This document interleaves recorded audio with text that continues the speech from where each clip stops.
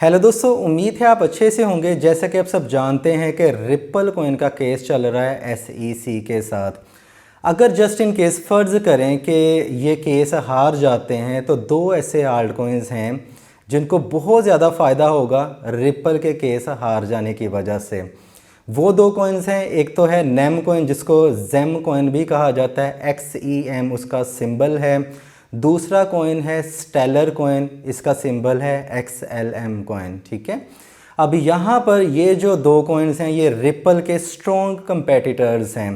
पहले जो भी फाइनेंशियल बॉडीज़ थी वो रिप्पल के साथ कोलैबोरेशंस कर रही थी।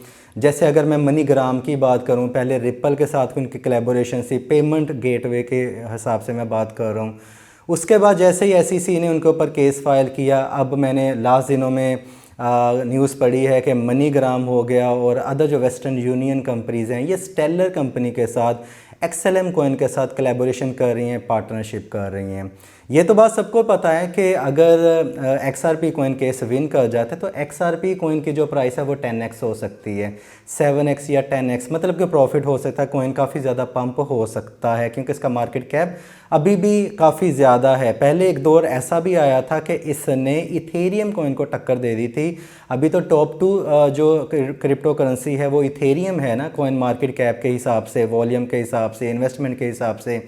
एक वक्त ऐसा भी आया था कि ये नंबर 2 पे चला गया था, इथेरियम 3rd पे आ गया था। इसके पीछे काफ़ी ज़्यादा स्ट्रॉन्ग हैंड्स हैं, ठीक है, बैंकर्स के हैंड्स हैं।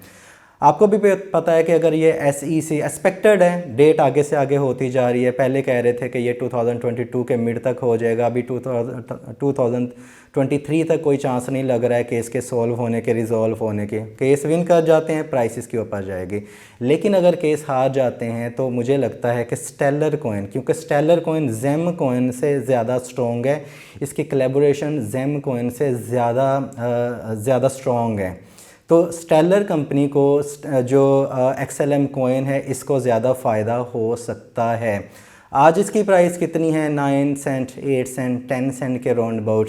और अगर ये मसला हो जाता है, क्लियर हो जाता है, केस जो है वो उसका फ़ैसला आ जाता है, रिप्पल के हक़ में नहीं आता है, तो इन दैट केस में XLM कॉइन जो है वो स्काई रॉकेट होगा, शॉर्ट टर्म में प्रॉफिट दे सकता है।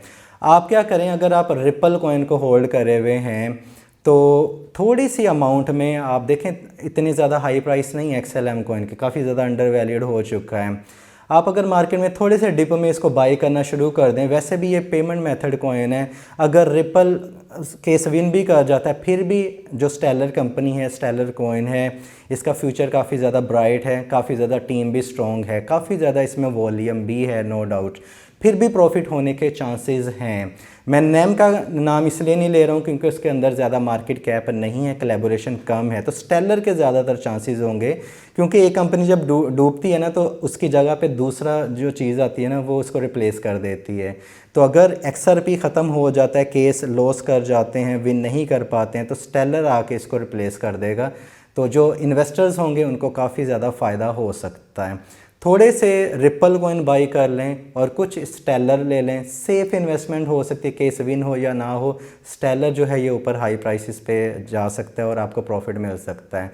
तो इस अपॉर्चुनिटी से फ़ायदा उठाएं, क्योंकि बहुत सारे लोगों के माइंड में ये नहीं होता है कि कुछ पॉइंट्स नहीं होते हैं। अगर आपके सामने वो बात रख दी जाए तो आप समझ आ जाती है। देखें, लॉजिकली भी बात है ना कि अगर एक कंपनी जाती है तो उसकी जगह पे जो 2nd और 3rd नंबर पे होती हैं स्ट्रॉन्ग कंपनीज़, वही उसकी जगह पे आती हैं। तो 2nd और 3rd पे स्ट्रॉन्ग कंपेटिटर में जो पेमेंट मेथड का कॉइन है, पेमेंट गेटवे का कॉइन है, वो स्टेलर है, उसके बाद जेम है। तीनों ही कॉइन अच्छे हैं, राइट।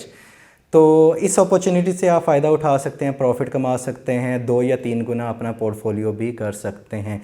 डिस्क्लेमर वही है, कंपनी जितनी मर्ज़ी अच्छी क्यों ना हो, कंपनी पे नज़र रखनी है, कॉइन के ऊपर नज़र रखनी है, अच्छा काम कर रहे हैं तो इन्वेस्टमेंट करनी है। अगर किसी वजह से ये हैंकी पैंकी करते हैं, अपने पैसे निकाल लें, हमें ज़रूरत नहीं है। हमें एंड ऑफ द डे में अपने बैंक में डॉलर्स चाहिए, INR चाहिए, पाकिस्तानी रुपीज़ चाहिए, फियात मनी चाहिए, हमें ये कॉइन्स नहीं चाहिए, हमें प्रॉफिट चाहिए।